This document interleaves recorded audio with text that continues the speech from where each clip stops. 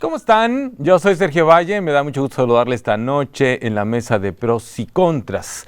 Les recuerdo que esta mesa de pros y contras se transmite todos los lunes a las 9 de la noche por la señal de Televisa Sonora y los sábados hay una retransmisión. Por si usted me ve que le estoy diciendo buenas noches, pues buenos días a los que ven la retransmisión, que es los sábados a las 9 de la mañana en cobertura estatal por la señal de Televisa Sonora. Acompáñenos esta noche y acompañe también la conversación que voy a tener con dos colegas, compañeros y amigos periodistas de los medios de comunicación, porque vamos a abordar algunos temas de la coyuntura local, de la coyuntura nacional, algunas acciones de gobierno que han sido anunciadas recientemente que están generando polémicas. El tema de las campañas políticas también va a pasar por aquí y el tema de los hechos de inseguridad que se han registrado en algunas regiones del estado. La semana pasada que platicábamos aquí con el secretario de Seguridad Pública, le citaba yo un enfrentamiento del que habíamos tenido conocimiento ese día del programa en Yécora. Bueno, después se supo, se hizo oficial y hubo ahí una serie de filtraciones, digamos, alrededor de ese hecho en Yécora. Ha habido otros este fin de semana en Cajeme, ha habido otros acá en la capital del estado, se han registrado en el transcurso de la semana algunos otros en Nogales, en Guaymas, ni se diga, acaban de matar a un comandante de la policía municipal. Entonces, bueno, vamos a irle dando vueltas a estos hechos de coyuntura y me da mucho gusto recibir en esta ocasión aquí en la mesa de pros y contras, en otra mesa de colegas periodistas que les agradezco mucho siempre que vengan. Cintia García, ¿cómo estás, Cintia? Muy bien, muchas gracias, Sergio Valle, gracias al auditorio por estar atentos y gracias por la invitación. No me había tocado estar aquí en tu programa, pues que muy comentado, y bueno, mucho de todo. Bueno, ahorita vamos a comentar mucho de todo. Cintia García, compañera periodista, conductora de radio, ¿sí? Todos los días en Grupo Larsa. También estás con Marcelo, ¿no? En las tardes, sí, en el programa de Pura Grilla. De Pura Grilla, con Marcelo Baylis, luego los domingos también en Comal, en La Caliente. Y entonces ya te la sabes. Pues más o menos, sí. Intento aprender. No seas modesta. Jesús Ruiz es director ejecutivo del Diario Expreso. ¿Cómo estás, Jesús? Bienvenido. Muy bien, gracias, Sergio. Sí. Cintia, un gusto. Un gustazo. Buenas noches. Mi primer jefe de mis primeros jefes y gran amigo, además. Sí, así es. Bueno, pues ahorita vamos a ver si te respeta la amistad cuando estemos discutiendo los temas que vamos a poner aquí sobre la mesa. Hubo varios, los comentamos, se los adelanté antes para más o menos ir armando una estructura del programa en este primer bloque. Quedamos en empezar por este anuncio que ha hecho el Pedro Ángel Contreras, que es el director general del ISTESON, de este programa que ha anunciado para mejorar las condiciones del ISTESON en todo sentido, por lo menos así se anuncia, ¿no? Es decir, la prestación del servicio, los servicios médicos que se ofrecen, el servicio, el trato que se le ofrece a los derechohabientes del ISTESON, el surtido de medicamentos, que es una queja constante de los derechohabientes de esta institución, que son muchísimos, también desde luego la situación financiera, el tema del fondo de pensiones del ISTESON, que está desfondado, que de 3-4 mil millones de pesos que debía tener, tiene 148 millones de pesos, y se han dispuesto de una serie de acciones para ir resolviendo todas estas problemáticas que tiene el ISTESON. Una de ellas es justamente la venta de algunos activos del gobierno del estado para fondear el fondo de pensiones, pero que no va a alcanzar, porque el propio Pedro Ángel Contreras lo reconoció la semana pasada. Tuve la oportunidad de entrevistarlo en el noticiero y me dice, pues, o sea, es como que para dar unos pasitos, pero no es la solución final. ¿Ustedes cómo ven esta situación, ese programa, si conocen detalles y si ustedes creen que va a resolver en algo esta problemática tan profunda del ISTESON? Empiezo contigo, Cintia. Bueno, esto ya se había anunciado antes, ¿no? La venta, no sé si recuerdan la administración pasada. El sexenio pasado dijo, habría que vender el estadio, y bueno, se hizo un escándalo. ¿Cómo se va a vender el estadio? Todo lo que significa. Recordemos que hubo hasta un plantón, por ahí anduvieron figuras como Manolo Madero abrazando al estadio por ahí, y bueno, se sumó ahí mucha gente, ¿no? Esto ya se había dado a conocer, es algo legal que puede hacer el gobierno del estado, por eso se vuelve a plantear o lo vuelve a plantear esta administración, pero como bien tú lo dijiste y te lo dijo el propio contador, esto va a ser como un abonito a todo el problema que trae el ISSSTESON, y que este problema no es de esta administración ni de la pasada, es de hace 20 años aproximadamente, cuando ya se empezó la problemática. Recordamos cómo antes ISSSTESON era como presumir, la gente, además de querer trabajar en el gobierno del estado por todo lo que puede significar, era como, vas a tener servicio de ISSSTESON. O sea, alguien que trabajaba en el gobierno o en los municipios decía, pues, ¿cuánto ganas? No, pues, lo que sea, ¿no? Ah, pero tiene ISSSTESON. Era una gran prestación. Es que era ir con médicos particulares. Tú escogías el médico que querías fuera del ISSSTESON. O sea, era servicio, creo que no había en todo el país algo así es. Y además los medicamentos, además el servicio, además los hospitales, el propio Chávez, los médicos en cualquier horario y demás. Yo tengo una hermana que tiene años trabajando en ISSSTESON, y ella me platica cómo ha venido abajo, y no de la administración pasada, desde hace rato, cómo no hay medicamentos, y cómo a raíz de dar a conocer todo esto que quiere emprender este nuevo director que acaba de llegar ahí a ISSSTESON, porque no solo es el desabasto de medicamento, no solo es la cuestión de las instalaciones, no solo es que a algunos médicos no se les está pagando, hay médicos que ni siquiera ahorita se les está pagando. Es una situación bien compleja y que se ha ido acumulando, es una bola de nieve la que ya se hizo. Y bueno, dicen, vamos a hacer esta venta que va a resolver en mínima parte, ¿no? Había quienes consideraban que desapareciera el ISSSTESON, hasta se hablaba de esto, que no diera el servicio médico a los que tienen, a los empleados del gobierno del estado, porque son quienes lo utilizan, ¿no? Sí, es una grave situación, y que se ha venido arrastrando. También se ha hablado de saqueos en el ISSSTESON, saqueos que tampoco se han comprobado. Se ha dicho que también funciona como caja, no chica, caja grande, ¿no? De los gobiernos. Vaya, ¿no? Caja chica, sí, es así, ¿no? Así es. Bueno, se han dicho muchas cosas, y esto es como apenas algo mínimo que se quiere hacer, ¿no? Hay quienes dicen, ¿y por qué no se van con otros inmuebles del gobierno del estado? ¿Por qué con los estadios?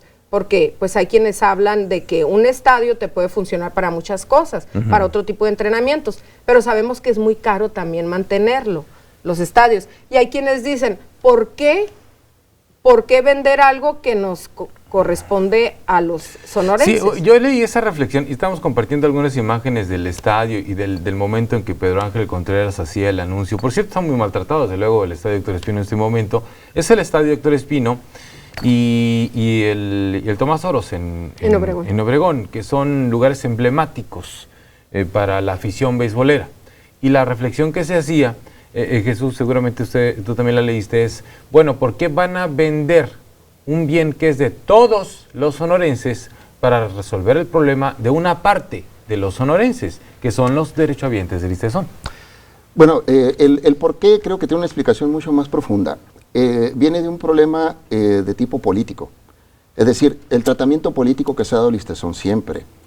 El ISSSTESON no debiera ser tratado como una secretaría de gobierno como es. De hecho, es un organismo que tiene en la ley autonomía financiera, tiene autonomía jurídica, es decir, debería tener su propio autogobierno.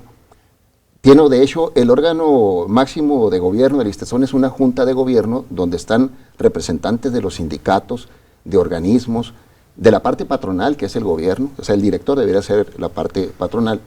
Pero sabemos que la verdad es que el gobernador en turno pone al director y ese director es la máxima autoridad y llega ese director con sus propios funcionarios, sus amigos y los recomendados. Esa ha sido la historia del ISSSTESON de siempre. Entonces hay una serie de criterios políticos que, pues sabemos, difieren mucho a veces de la eficiencia con que se debieran manejar los organismos o las organizaciones. Mire, ahorita lo que decía Cintia, hace 20 y tantos años o 30 años el ISSSTESON era modelo. ¿Por qué? Porque nada más estaban ahí los puros maestros y los empleados de gobierno del Estado y uno que otro. Por criterios políticos, populistas o como quieras ver, después a un gobernador se le ocurrió meter también a los empleados de los ayuntamientos. Sí. Y ahorita el ISSSTESON tiene casi 60 organismos afiliados. De ser quizá unos 20,000 hace 20, 30 años, ahorita tiene derechohabientes casi 60,000. Y el total con sus hijos y padres, etcétera, son casi 200,000. Los arancelados y luego los pensionados, que tienen una nómina muy amplia de pensionados, y hay unas pensiones buenas. Entonces, el maestro antes cotizaba y tenía el dinero, alcanzaba para dar ese servicio de primera calidad, pero luego metieron nóminas con salarios muy bajos. Es decir, pues voy a decir algo así, espero que no se ofendan, pero se metieron a los tirabichis, por ejemplo, ¿no? A los intendentes, que tienen sueldos muy bajos, pero pues se les da el mismo servicio, así se enferman igual que un director general. Sí, claro. Y bueno, es carísimo, no alcanzan a cubrir el ISSSTESON, o sea, con su aportación no alcanzan a cubrir lo que les da el ISSSTESON. Entonces, en la medida que fue entrando más gente, pues se disminuyó la calidad del servicio. Luego, vienen otras situaciones que son también de tipo político. Ahorita decían, ¿por qué tiene que dar los estadios, pues, el gobierno? Aquí traigo unas hojas que son oficiales del ISSSTESON. Sí. Que no son nuevas, pero son de junio del año pasado, ¿no? Y puedo ver aquí que la historia de siempre, fíjense, el magisterio, dice la nómina del magisterio, le debe al ISSSTESON 1,100 millones de pesos.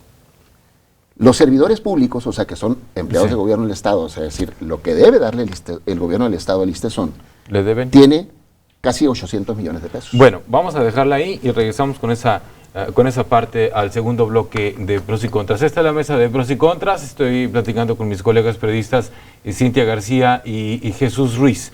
Estamos entrándole al tema del ISSSTESON, el uso político, el propósito político que se le ha dado a una institución que cada vez ha ido demeritando más y más la calidad del servicio que presta a sus derechohabientes, porque se ha dirigido, sería una primera conclusión, digamos, se ha dirigido con criterios políticos más que de otra índole, y de ahí las consecuencias que ahora estamos viendo. Seguimos con el tema después del corte.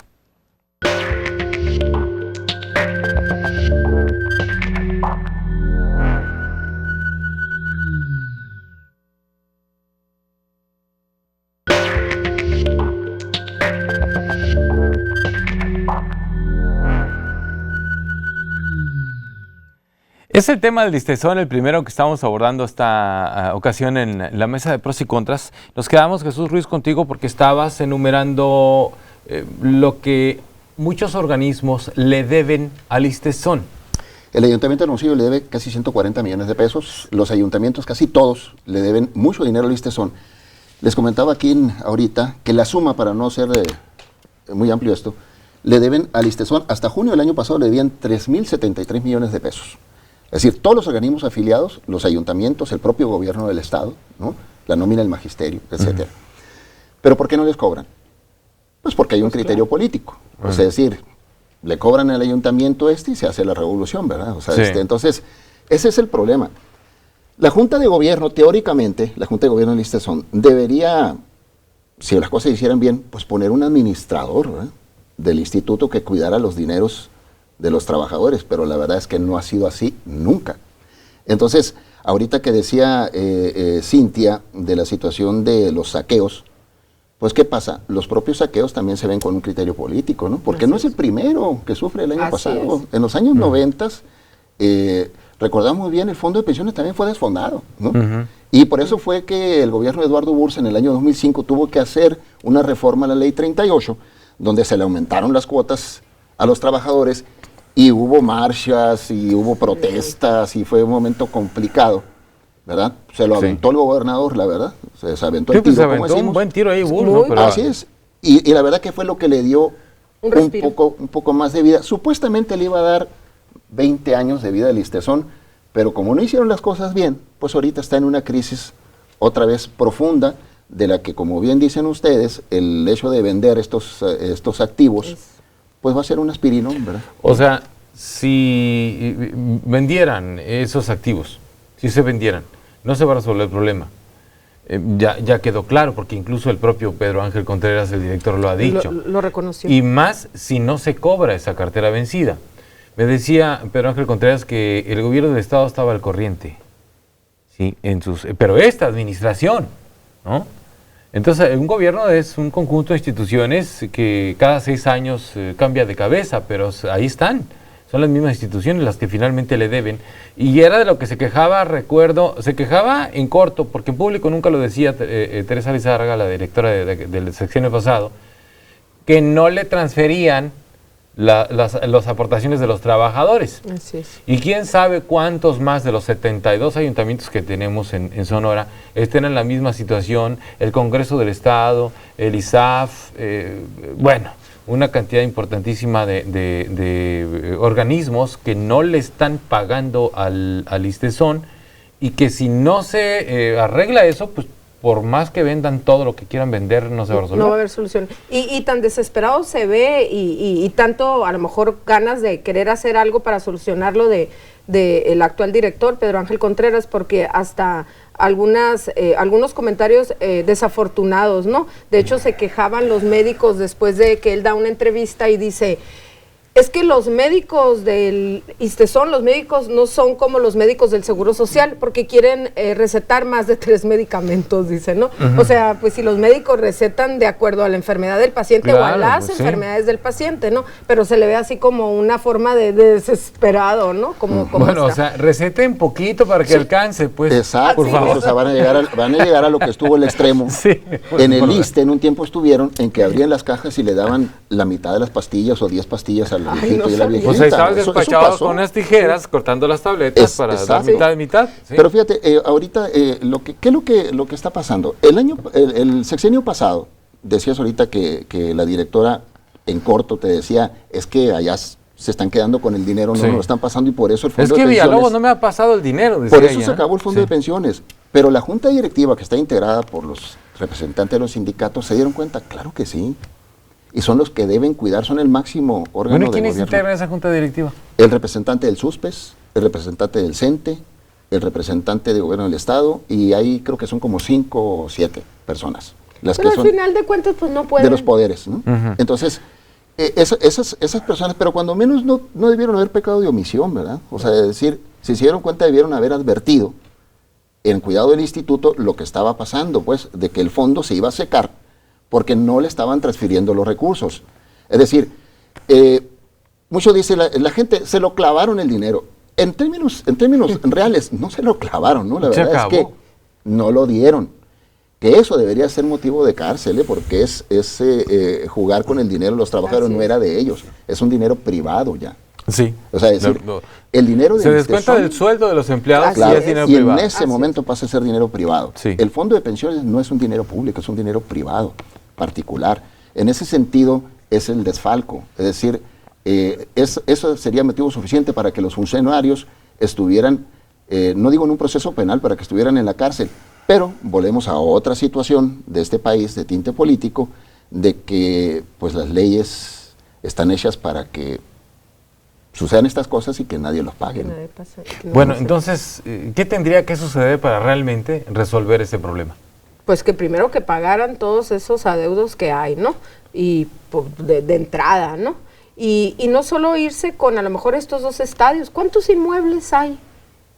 Bueno, es que es un conjunto de inmuebles, ¿no? Destacan los estadios porque son lugares emblemáticos, uno en Cajeme, otro en Hermosillo, pero hay otro conjunto de terrenos, creo que en San Carlos hay algunos. Pero es que si los venden de tomos al tiempo, a los años va a volver a estar igual. Sí, tienen que hacer un cambio en, primero la deuda que hay, ¿no? Y después, pues, quizá no tiene que ser alguien del gobierno, del Estado, porque vamos a caer en lo mismo. Y despolitizarlo. Y esto es para patear el bote hacia adelante, esa es la verdad. O sea, decir, aquí hay de 2 sopas con el ISTESON, como decimos. O reforma la ley como lo hizo URSS para que agarre otra vez dinero, ¿no? ¿Y qué significa eso? Aumentarle las cuotas a los trabajadores. Sí. Y dice el gobierno, es que yo también voy a aumentar mis aportaciones. Sí, pero es dinero de todos. Es decir, con eso me tienen que aumentar las placas a mí para poder darle más dinero al ISTESON. Tienen que dejar de hacer carreteras y escuelas para darle más dinero al ISTESON. O sea, nos pega a todos la situación. Entonces, no hay de otra. Tarde que temprano se tendrá que reformar la ley. Se tendrá que suceder lo mismo que en su tiempo sucedió con el Infonavit, que se acordarán que el Infonavit cada rato le pegaban también, o sea, fraudes y rasuradas tremendas, hasta que se tomó con seriedad y ahorita el Infonavit pues está nadando en dinero, ¿no? O sea, decir, no hayan como qué créditos inventar para dar en el país. La verdad, sí, está muy sano el Infonavit. Porque fue hasta que se aplicaron medidas, se cambió la ley, se aplicaron medidas para que se manejara con seriedad. Eso tiene que pasar en algún momento en el ISTESON, pues. Bueno, al final de cuentas, esto va a ser un cuento de nunca acabar, así que vamos a, digamos, a cerrar algo aquí, sí, en este tema. ¿Realmente se ve la voluntad de resolver o de empezar a resolver de fondo esto? ¿Ustedes la ven? No, yo no. Yo no la veo. ¿Qué tendría que pasar para que vieras tú, desde tu opinión, Cintia? Desde mi opinión, que no fuera político, pues, que hasta quien estuviera ahí, que al final de cuentas tendría que obedecer a los intereses del gobierno en turno, ¿no? Yo la verdad no veo, y si vemos lo que se presentó, es muy similar a lo que ya se había presentado, que quizás es la única solución que hay, ¿Son refritos? ¿no? Sí, o sea, pero quizás no hay otra, o quizás es lo más inmediato, o es lo más... Pero mientras no haya voluntad, o sea, mientras la cuestión política esté por encima de que no hay que hacerle esto al trabajador, porque ya vienen las elecciones y porque todo esto, no va a pasar nada. Y aunque no haya época electoral, también se están cuidando de esto y se están cuidando del otro. Es que mientras haya bienes para vender y que salga la situación, esto va a seguir hasta que ya no haya lo que vender, pues porque esto es un barril sin fondo. Es decir, no alcanzan las aportaciones de los trabajadores actuales para mantener un buen servicio médico, para mantener un servicio de prestaciones económicas que las tiene el ISTESON, para mantener el fondo de pensiones, volver a fondearlo, no alcanza en la situación que está ahorita. Se tiene que reformar la ley. Pero reformar la ley implica un conflicto político enorme. Sí. Yo no sé si exista ese planteamiento en el gobierno del Estado ahorita, pero tampoco veo, como te digo, en los organismos, o sea, en la dirigencia de la sección 54 del CENTE, que son los fundadores del Sindicato de Trabajadores de Gobierno, pues no veo tampoco que exista una voluntad de exigir que ya sea haga algo definitivo a favor de el ISTESON. A veces se tiene que llegar a crisis para encontrar soluciones, ¿no? Y creo... Pero aquí ya van varias, pues. Muchas. Pero ahorita, como te digo, se patea el bote. ¿Por qué? Porque ahorita se venden los estadios, se vende, etcétera, y agarra aire. El bote. Agarra aire, pero en unos años va a estar igual.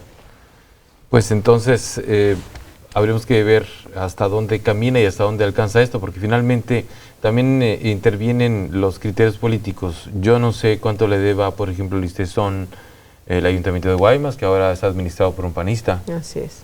El Ayuntamiento de Nogales, no sé si por ahí se te aparezca el dato. Lo que pasa es que está muy mal impreso, ahora no lo vamos a poder ver, pero aquí está el Ayuntamiento de Guaymas, están todos los ayuntamientos. Sí. Es decir, no hay ayuntamiento, creo que no. ¿Cuál es el tratamiento que se da en esos casos cuando tenemos un gobierno del Estado priista y ayuntamientos panistas que le pueden estar debiendo dinero al ISTESON? Si interviene, ¿hay algún tipo de criterio político? ¿A quién sí le cobran? ¿A quién no le cobran? ¿Por qué al que le cobras? Con este no te metas. O sea, ¿bajo qué criterio sí le cobras a unos y no le cobras a otros?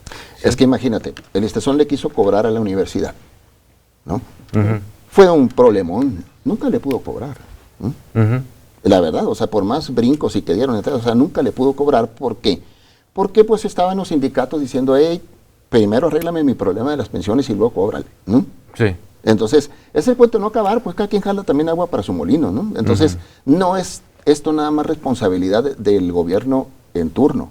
Quizás sea la responsabilidad mayor porque agarra para sí esas responsabilidades en el momento en que toma el control con un director general. Así es. Pero los organismos que son, insisto, los que están en la Junta de Gobierno, que la palabra lo dice, la Junta de Gobierno, deberían tener también, asumir una responsabilidad que no la asumen. O sea, son, ante el desastre, están como observadores pasivos. Esa es la realidad. Y además, a los que hay que cobrarles hay que ver si tienen dinero para pagar, porque hay una crisis en los municipios. Esa es otra. Sí. Y que eso sería a lo mejor lo menos importante de todo lo que tiene que entender un ayuntamiento. Y una cosa es la administración directa y otra cosa es la administración indirecta del gobierno del Estado. Pues, o sea, los organismos, todos, o sea, los institutos, comisiones, fideicomisos, colegios, universidades, como la UES, etcétera, que aparece, le deben. Entonces, al final de cuentas, ¿quién es? Pues sale donde mismo, ¿no? Si la Universidad Estatal de Sonora le debe dinero al ISTESON, ¿de dónde va a sacar la UES? pues el gobierno para pagarle otra vez. O a menos que le cobren cuotas a los alumnos, ¿no? A los padres, ¿no? Que sí les cobran. Que sí les cobran. Bueno, que dicen que no les cobran, pero sí les cobran. Que se las van a aumentar, entonces luego va a haber una manifestación de padres con alumnos protestando por el incremento de las cuotas. Y luego en la época que estamos ahorita, alegando un golpe a la economía de las familias, de los estudiantes universitarios, y entonces se aplicará un criterio político tutu. Así no va a pasar. Lo que me queda claro es que la actual administración quiso arreglarlo sin vender los activos, pero no se puede. Pues es que es materialmente imposible. Así esto viene, tendríamos que entenderlo todos, tendría que entenderlo la oposición, tendrían que entenderlo los adversarios políticos del gobierno en turno, ¿sí? Y aunque lo entiendan, no van a hacer como que lo entienden porque políticamente no les conviene. Claro. Sí, claro. Entonces habría que golpear al gobierno de Claudia en este momento, como se golpeó al de Padres en el anterior sexenio, como se golpeó al de Burs, porque eso es lo políticamente rentable. Vamos a un corte y regresamos, ya estamos entrando en la política. No se vayan.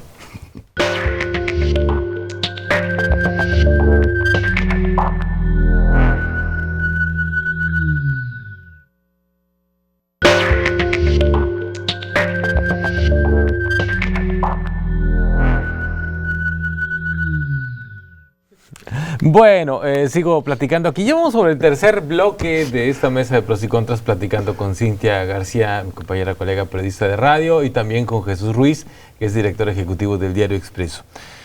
Terminamos ya el tema del listezón, terminamos esta mesa de hablarlo porque es un tema mucho más profundo y entendemos que si alguna conclusión podríamos sacar, si están de acuerdo conmigo, es que esto requiere de la voluntad de todas las fuerzas políticas, tanto del gobierno en turno, en este caso pues el gobierno de Claudia Pavlovich, pero el gobierno que sea requiere la voluntad política y requiere también la voluntad de los adversarios políticos, porque de lo contrario el gobierno puede tener una intención, un buen plan para resolver el problema, pero a los adversarios no les conviene que le vaya bien a un gobierno. No. Entonces regularmente empiezan a golpear y a desacreditar un plan, un proyecto, porque es lo que les resulta a ellos políticamente rentable, debilitar al gobierno en turno, debilitar la credibilidad del gobierno en turno y obstaculizar el buen resultado que pueda tener alguna medida, ¿no?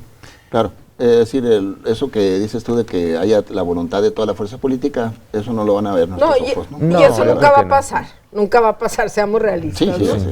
Y hay gobiernos más rudos o que más defienden o que más se cuidan, hay otros que no se cuidan tanto, pero todos se cuidan.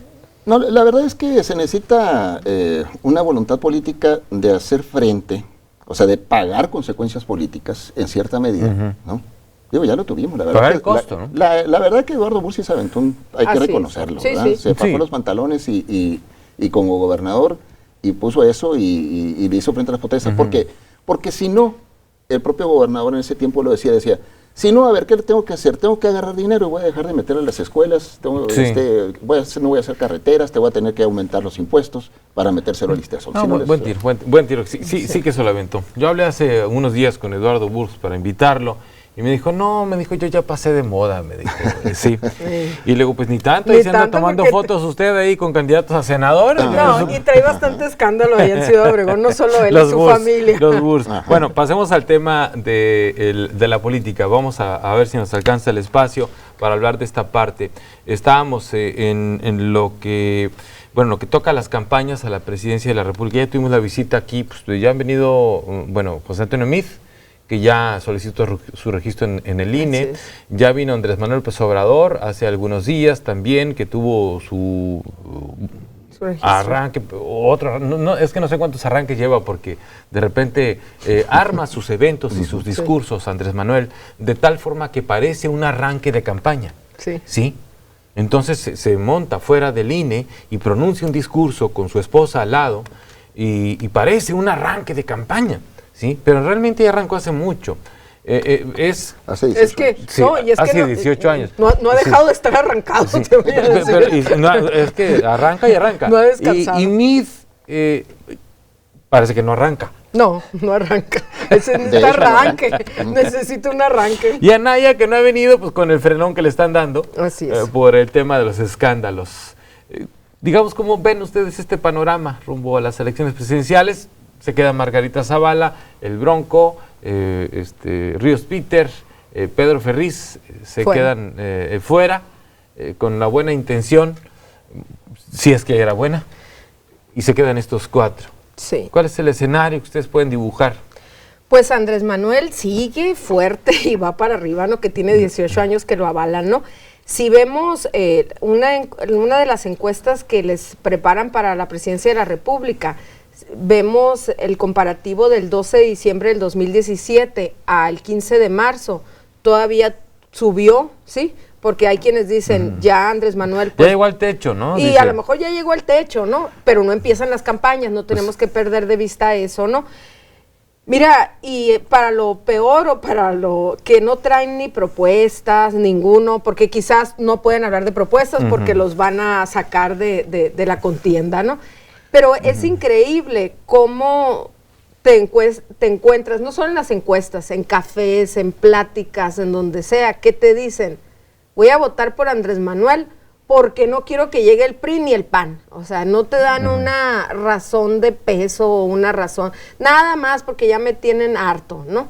Entonces, vemos cuando sacan o sale MIT, wow, que no es priista, que no sé si recuerden que fue un escándalo, muy buen candidato. El ciudadano MIT. Un escándalo mediáticamente y todo, pero ahí quedó. Y no ha dado y cómo le han cambiado la campaña. Empezaron como una campaña como muy ochentera, muy de antes todo, y ahora ya lo han cambiado a él, lo han puesto rudo, lo han puesto a que quiero debate con todos, pero no le pega. No se ve para dónde, ¿no? Y en cambio Naya, con todo este relajo que lo traen, la PGR no fue muy bien vista para el ciudadano de a pie o para el común de la gente, porque ahí sí, la PGR subiendo videos y todo, ¿no? Muy acomedidos y para otras cosas no.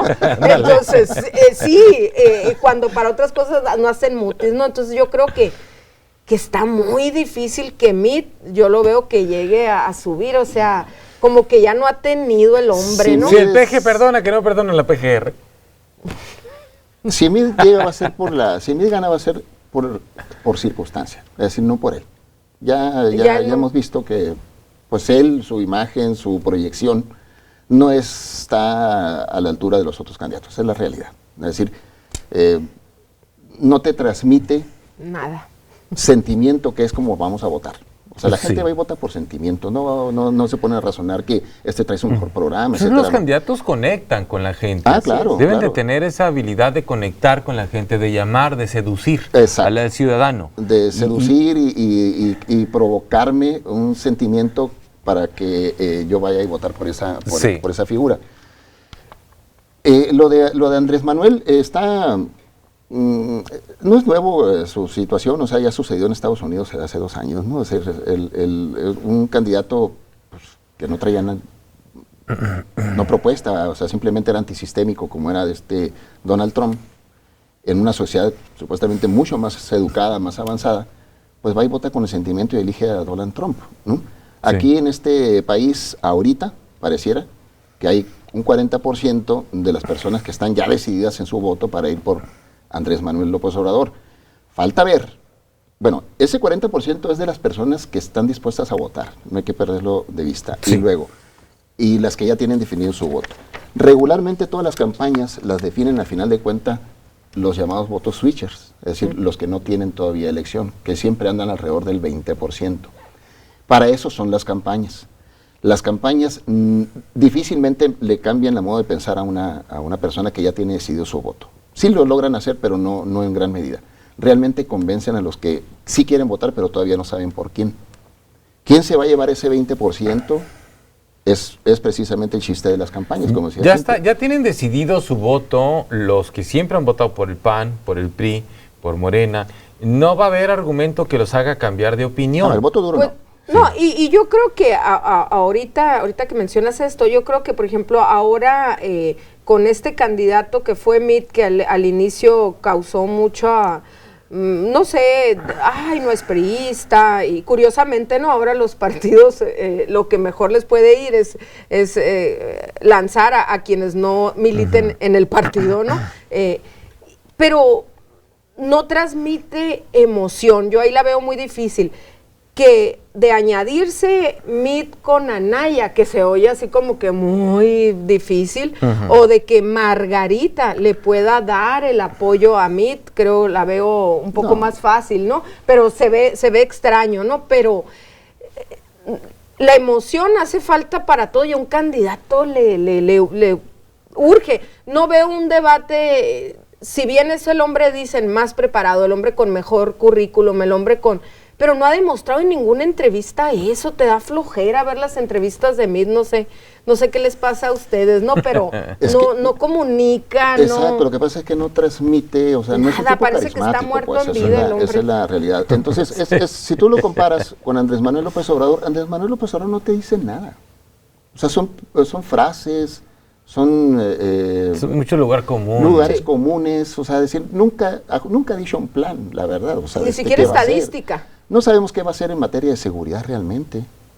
No más que va a llevar a Alfonso Durazo. O sea, está ahí, pero ni Alfonso Durazo ha dicho qué va a hacer. No, y la verdad es que eso, pues es una estrategia de campaña, decir que este va a ser mi gabinete, pero lo mismo no va a ser, pues eso ya sabemos, ¿no? Pero, bueno, entonces, pero el tipo transmite, pues, ¿no? Sí. El tipo transmite y tiene un público muy fiel, que digo, ronda arriba del 30%, eso sí, ya está comprobado.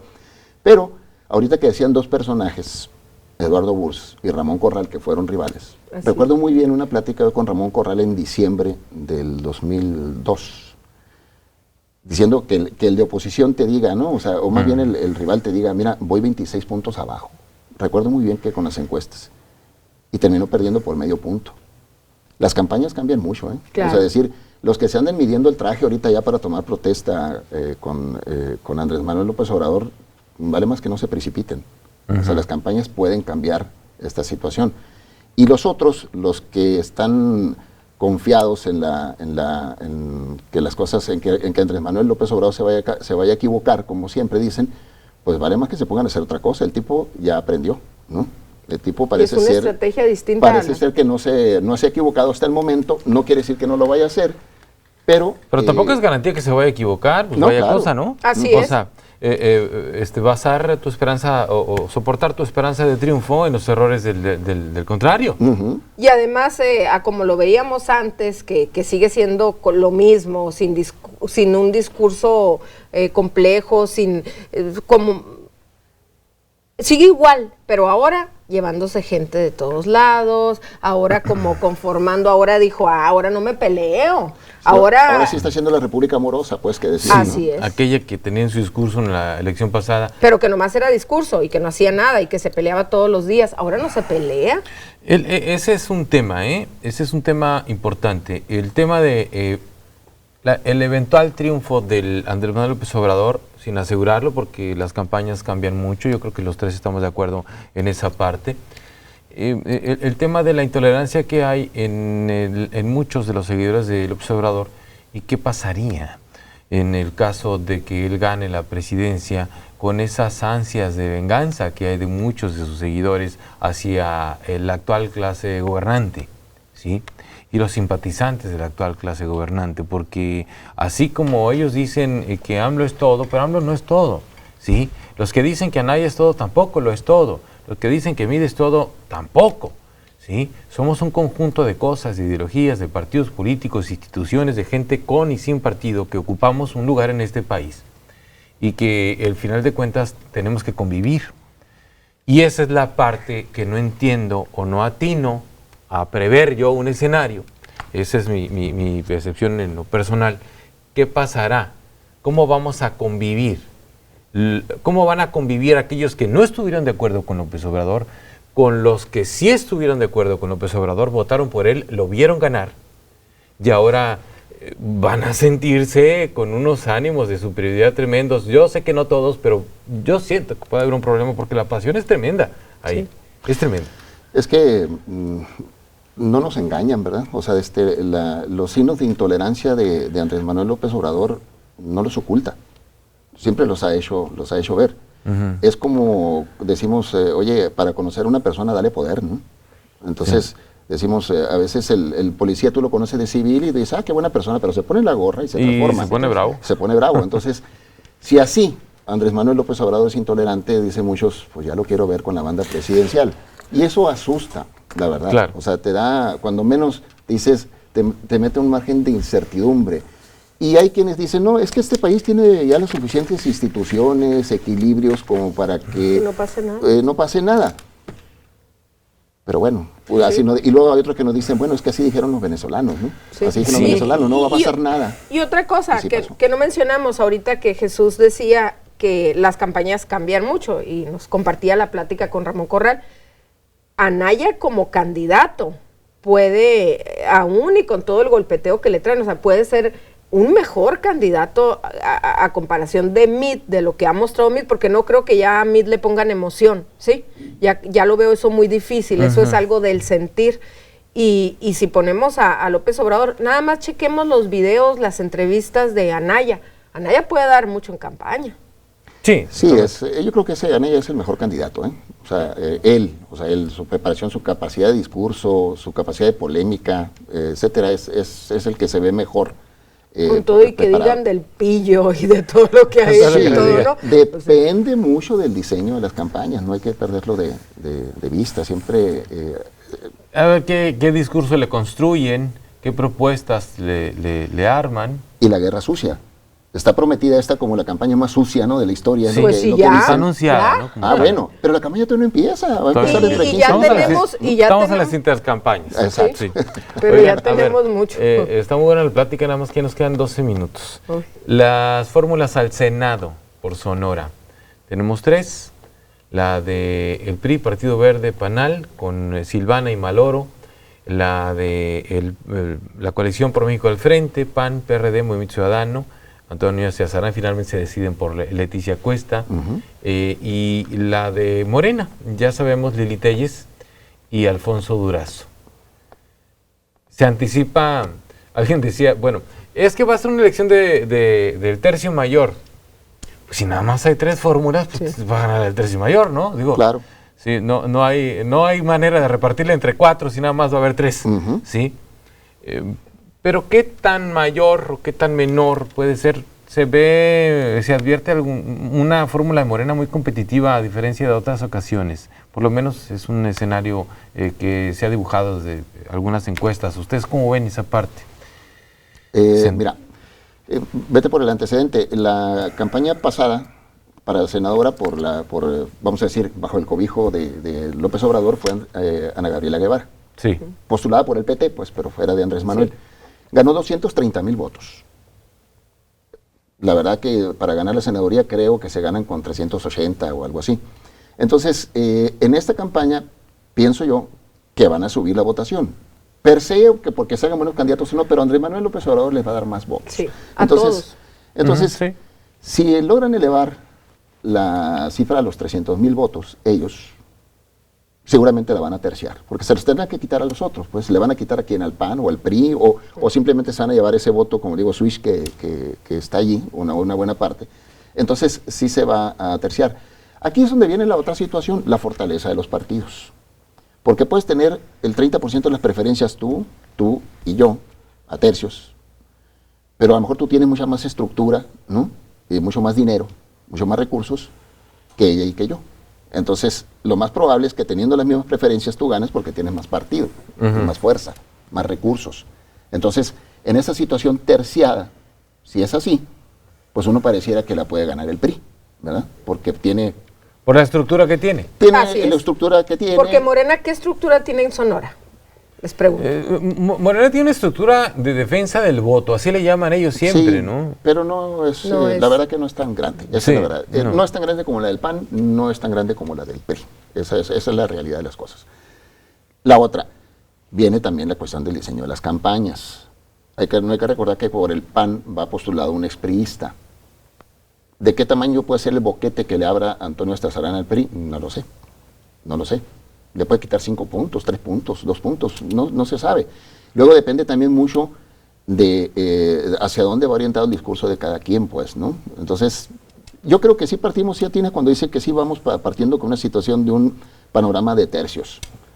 De tercios, si es así, Parejos en las encuestas, pero no así en la estructura. No en estructura. Ni en recursos. No, ni en recursos, sí. Y la estructura, pues ya sabemos que es muy importante, no es solo la percepción. Si nos vamos a cuestión de percepción, yo me atreviera a decir que tanto la fórmula de Morena como la fórmula de Toño Stiazarán y Leticia Cuesta, las puedo ver ahorita, en este momento, más fuertes. ¿Más fuertes que la de Silvana y Maloro? Así es. Con todo y que ellos traigan más movimiento y más todo. Por la cuestión ahorita sociedad sonorense, por la cuestión de inseguridad, sociedad sonorense, por la cuestión del gobierno que está en el poder, el partido que representa el poder, por eso. Pero son muchas cuestiones. La estructura, que es muy importante, porque si no tienes estructura, por más que piense la gente o que diga, quiero el día de, es... El día de. Para los que no están familiarizados con ese término, el día D es el día de la elección. ¿Sí? Es el día del acarreo, el que se borde el dinero para que la gente vaya a votar por dinero y que el acarreo, etcétera, etcétera. Es el día de la concentración en las casas de seguridad, en las casas de campaña, es donde se concentran, el día que se concentran desde la madrugada los líderes de las colonias, de todos los partidos políticos, y a veces trae camiseta azul, a veces trae camiseta roja, dependiendo, y empiezan a salir. Una prende arriba y otra abajo. Sí, se quitan una y agarran la otra. La primera encuesta de salida que ven, si van perdiendo, se quitan la camiseta y se ponen la otra, ¿no? No, y lo que comentaba Jesús, lo del boquete de qué tamaño será el boquete. Sí fue un boquete el que hizo Toño Stiazarán al PRI al haber renunciado. Y quizá fue nomás así un boquete mediático, un boquete de percepción, pero cuando vimos que los Burs lo están apoyando, porque no creo que haya sido solo una fotografía, parece que esto es más que una fotografía, parece, ¿no? Porque también ya vimos sentado a Abel Murrieta. Pero Abel Murrieta va y se sienta a platicar pero es que, pero ¿qué dijo en la entrevista? O sea, yo me puedo sentar contigo y levantarme y decir, esto es como en las familias, y me puedo tomar una foto contigo, ¿no? Y al rato. Sí. Esto es como las familias del padrino. O sea, el padrino, va a haber un padrino que viene y los sienta a todos y le dice, a ver, pues, ¿cuál es tu problema, no? Sí. Pues que yo quiero este territorio. Bueno, y tú, pues, y se lo reparten, hombre. Sí. O sea, al final de cuentas se arreglan. Sí. Se arreglan. El PRI... podemos decir lo que quiera, pero es un maestro en eso de los arreglos. Bueno, a ver, entonces, si las tres fórmulas al Senado logran estar en empate, en un empate más o menos, dependiendo del margen de error de la encuesta, en las preferencias electorales, con tercios más o menos similares, el que llevaría las de ganar es el PRI, por la estructura que tiene. Si llegan así al día de la elección, la gana el PRI. O sea, si se mantienen en un 30 y tantos %, sí. Silvana Maloro, Toño, Leticia y Lili Alfonso. Alfonso Lili, ¿es? Sí, es Alfonso Lili, es cierto, es Alfonso Lili.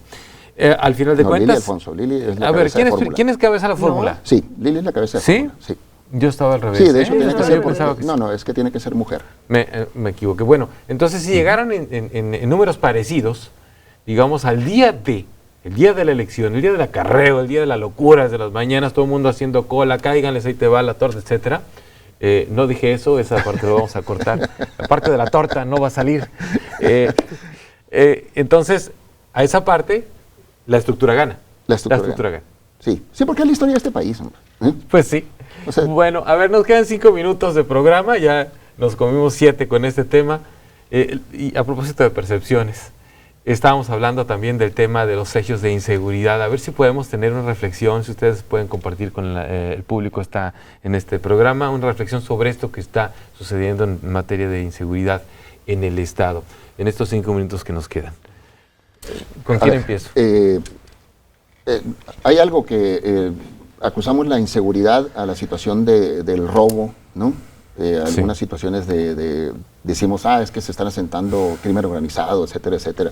Pero la realidad es que lo que estamos padeciendo la gente, o sea, es el robo. Y el robo mucho tiene origen en un problema anterior que es el de la drogadicción. A diario, Hermosillo, lo dice el propio secretario de Seguridad, Hermosillo tiene el principal problema de robo, o sea, en el Estado. Es aquí donde roban más. Pero hay una situación de origen. En esta ciudad también tiene el grave problema de la adicción al cristal.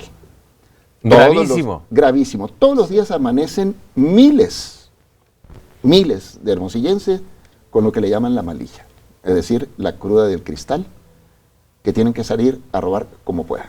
Y lo que sea. Y cada vez se está haciendo en forma más violenta, es lo que es muy preocupante. Entonces, por más que ande la policía aquí, allá, etcétera, esta situación del robo, yo creo que no se va a aliviar mientras no aliviemos esa sociedad enferma. Se tiene que ir a combatir la drogadicción y curar a los que ya están enfermos. Se antoja algo titánico, algo muy grande, pero la verdad, no le veo yo otra solución. Lo veíamos desde hace 10 años más cuando empezó el cristal, porque no era una situación nueva, ya había sucedido en otras partes, principalmente en Estados Unidos. Ya existían los estudios, cómo es lo que iba a pasar. Y en Estados Unidos, donde tiene instituciones más fuertes, nosotros aquí no tenemos policías, aquí la verdad. Tenemos pocos agentes y mal preparados.